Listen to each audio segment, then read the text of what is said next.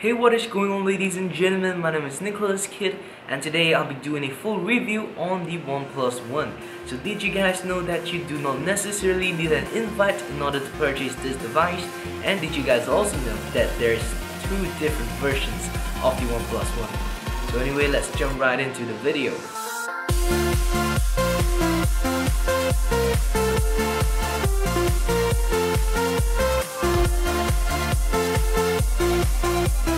So the OnePlus One actually comes in two different models. One of them is the international and the other one is the Chinese model. So for the OnePlus One that I'm having here, it is the Chinese version. Well, you guys didn't think that I'm that lucky, I got an invite to purchase the international version. Well, I'm actually still a small guy on YouTube. Nobody really knows me yet. So yeah, anyway, this is the Chinese version, and what I'm gonna tell you is that there is a slight difference, comparing the international and the Chinese version, but not a big of a deal. So anyway, the international global version, it runs on Cyanogenmod 11S, whereas for the Chinese version, it runs on Oppo's Color OS. Well, at this point of the video, you guys might be wondering, oh Nicholas, what the hell, why purchase a Chinese model product? Well, let's be honest here.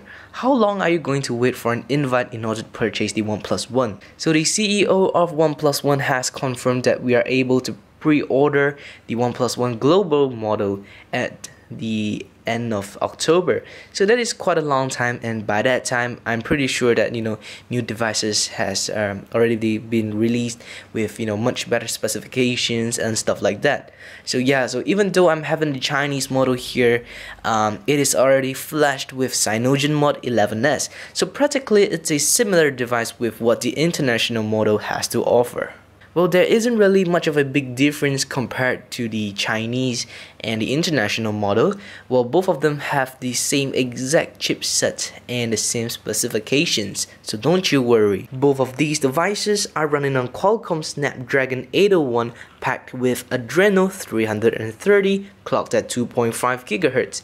With 3GB RAM. And the OnePlus One only has two different models to choose from. One of them is the 16, the other one is the 64GB. And sadly, this actually has no expandable storage, so that is a little downside to it. So here is a photo showing you guys the differences between the Chinese and the international version. So for the international version, you have a Cyanogenmod writing on the back cover, whereas for the Chinese version, you only have some writing there showing you the devices on LTE and stuff like that. So what is the main difference here between Color OS and Cyanogenmod? Well, for the Chinese version, Color OS is actually slightly weaker. Yes, it's just slightly weaker than Cyanogenmod 11S due to Cyanogen being a lighter ROM. But having Color OS on your device is not a bad thing as well. It gives you more customization to your device, and it doesn't have the yellow tint bug. So the Color OS model is a bit cheaper compared to the Cyanogenmod 11S international version due to tax. Really nothing to be ashamed of having the Chinese version. It's still the same device with a different ROM. Same specifications, you get to customize more stuff, and it's cheaper. Why not? So for the appearance of the OnePlus One, I think it's freaking awesome. The design is very elegant, and you're able to see a metal surrounding the whole device. It sort of gives you that Nexus feel, a much more premium Nexus feel right there. So over here we've got our standby button, and on the other side we've got our volume rockers, which both of these buttons are slightly lower than normal. But I could live with that. This isn't really a deal breaker, so yeah. So on this device we have three different microphones. One is on the top, one is at the back cover, and the other one is on the bottom. So plus we have actually got two fantastic speakers. Both of these speakers can play music very loudly and clearly as well, so I really love the speakers.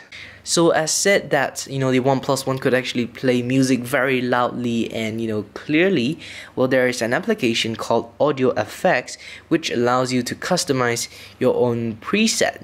There's an equalizer right here. So we have lots of different presets, for example, classical, folk, heavy metal, hip hop, jazz, pop, rock, and you could actually customize your own presets as well, so that is pretty awesome.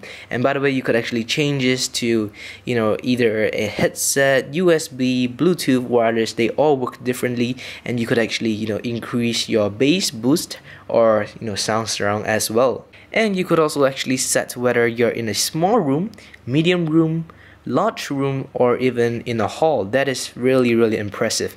So this is what the OnePlus One Audio FX has to offer. So we have got a 13 megapixel rear camera with a dual flash LED and a 5 megapixel front camera. This is freaking perfect for those of you who likes to take selfies. Alright, so moving on to the gaming section, I can assure you that the OnePlus One can handle any types of games perfectly fine. So currently right now I'm testing out Asphalt 8 and Modern Combat 4 by Gameloft. These two games are classified and considered as one of the higher graphics game in Play Store. So far it's working out pretty good. As you can tell, the screen right here, the scenery is very beautiful, very sharp display thanks to OnePlus One's 1080p. Well, so far I have not encountered any lag or any glitch on this device while gaming, so yeah, it's perfectly fine. Oh, by the way, this device has a 3100 milliamps battery, so you could easily last up to a day. The OnePlus One can also charge up really quickly. I'm able to charge up my device to 100% in less than 45 minutes. That's actually pretty fast. Anyway, there's one thing I would like to mention is that the OnePlus One keyboard.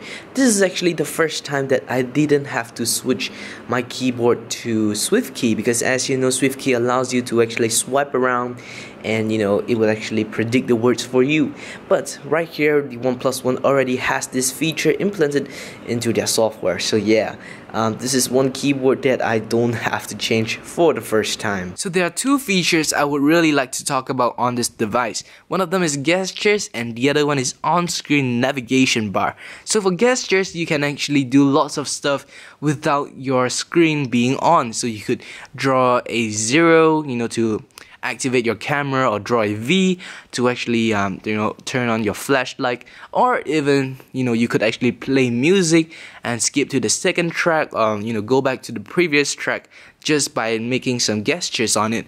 So yeah, it's a very awesome phone.